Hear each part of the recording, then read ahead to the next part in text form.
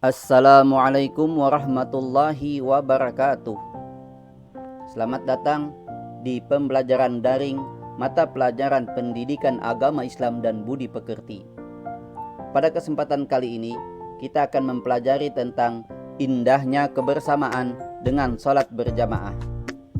Sebelum kita memulai pembelajaran, alangkah baiknya kita berdoa terlebih dahulu. Bismillahirrahmanirrahim. Raditu billahi rabba wa bil islami dina wa bi Muhammadin nabiyya wa rasula. Rabbi zidni ilman nafi'a warzuqni fahman kamila. Rabbana atina fid dunya hasanah wa fil akhirati hasanah wa qina adzabannar. Walhamdulillahi rabbil alamin.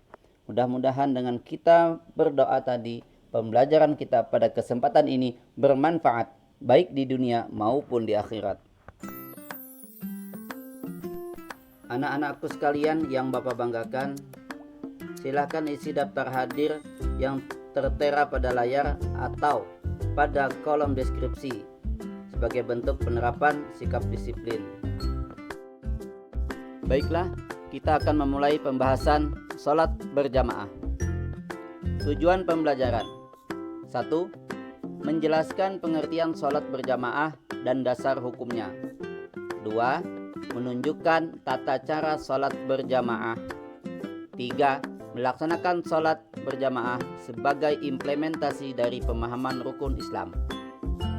Sebelum kita melanjutkan, silahkan amati tayangan berikut.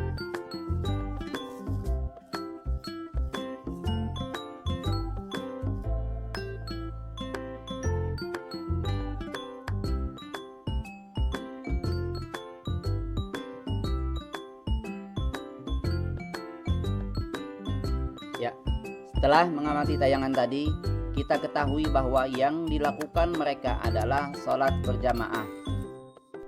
Ada yang berjamaah di rumah dan ada yang berjamaah di masjid. Nah, apa itu sholat berjamaah?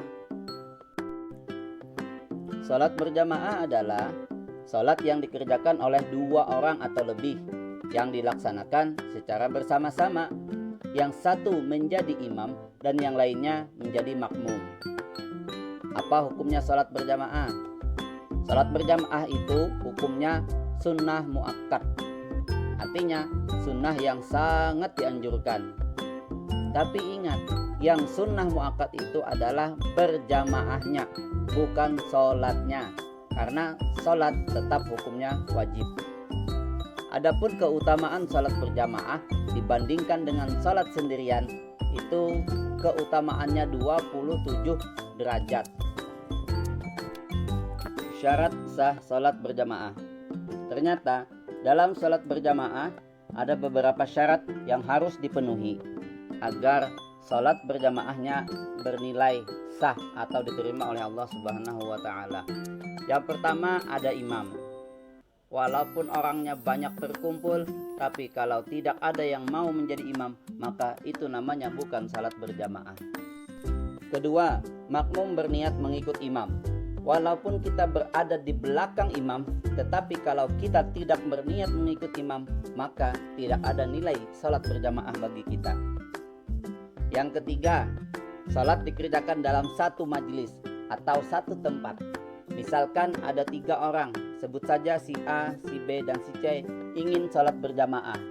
Si A menjadi imam di masjid, si B menjadi makmum di rumah, dan si C menjadi makmum di sekolah. Mereka sepakat sholat secara bersama-sama, tetapi tidak satu tempat.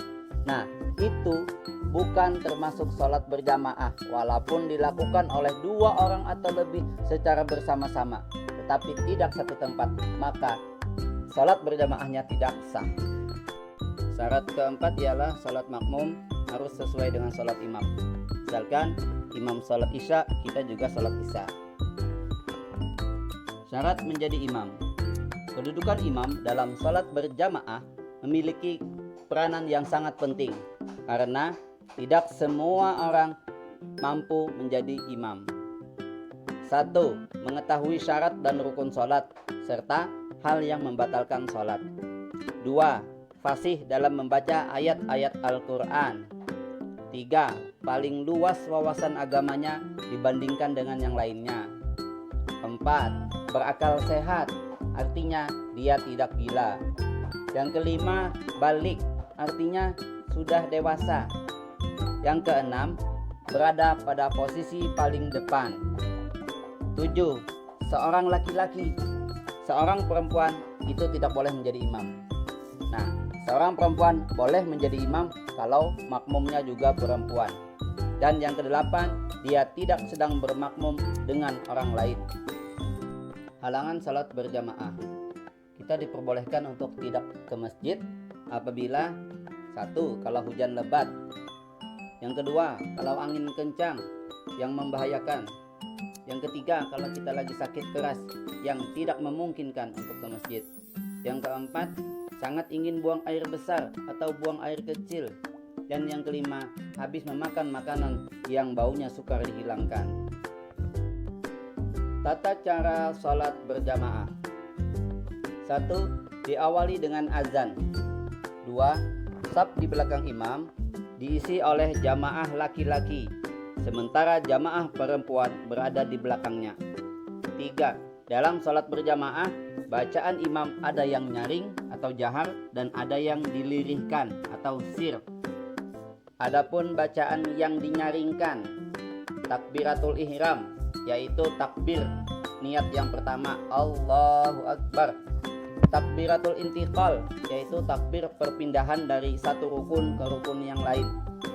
Tasmi', yaitu sami Allahu liman hamidah. Dan salam, assalamualaikum warahmatullah. Bacaan Al-Fatihah dan ayat Al-Quran pada 2 rakaat pertama salat maghrib, isya dan subuh itu juga dinyaringkan. Dan bacaan amin setelah surah Al-Fatihah, yaitu imam dan makmum secara bersama-sama.